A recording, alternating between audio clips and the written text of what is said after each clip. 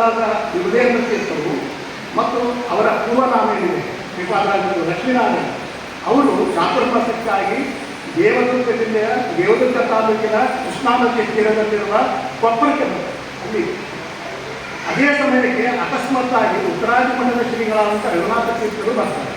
ಬಂದಂಥ ಸಮಯದಲ್ಲಿ ಅವರು ರಘುನಾಥ ತೀರ್ಥರು ಒಂದು ಮಾತನ್ನು ಹೇಳ್ತಾರೆ ಅವರಿಗೆ, ಯಾರಿಗೆ? ಲಕ್ಷ್ಮೀನಾರಾಯಣ ತೀರ್ಥರಿಗೆ. ಒಂದು ಶ್ರೀಮದ್ ನ್ಯಾಯಸುಧಾದ ಒಂದು ವಾಕ್ಯವನ್ನು ಅನುವಾದ ಮಾಡಿ ಹೇಳಿ ಅಂತ ಇಷ್ಟು ಹೇಳಿದ್ದೇ ಥರ ಲಕ್ಷ್ಮೀನಾರಾಯಣ ತೀರ್ಥರು ಇಡೀ ಶ್ರೀಮದ್ ನ್ಯಾಯಸುಧಾವನ್ನು ನಿರಪುಕ್ಕಳವಾಗಿ ಯಾವ ಪಂಡಿತರು ಹೇಳದೇ ಇರುವವರಿಗೆ ಆ ಸಣ್ಣ ಬಾಲ ಸನ್ಯಾಸಿಯಾಗಿದ್ದಂತಹ ಕೋಟೆಗಳಿಗೆ ಸಂಪೂರ್ಣವಾಗಿ ಒಪ್ಪಿಸಿರ್ತಾರೆ. ಭಾಳ ಆಶ್ಚರ್ಯಚಕಿತರಾಗಿರ್ತಾರೆ ರಘುನಾಥ ತೀರ್ಥರು. ಅವರಂತಾರೆ ಭಾಳ ಪ್ರಶಂಸೆ ಮಾಡ್ತಾರೆ ರಘುನಾಥ ತೀರ್ಥರು. ಶ್ರೀಪಾದರಾಜಂತಾರೆ, ತಾವು ಶ್ರೀಪಾದಗಳಾಗಿದ್ದೀರಿ, ನಾನಿನ್ನು ಬಾಲ ಸನ್ಯಾಸಿ, ತಾವು ಪ್ರಶಂಸೆ ಮಾಡಬಾರ್ದು ಅಂತ.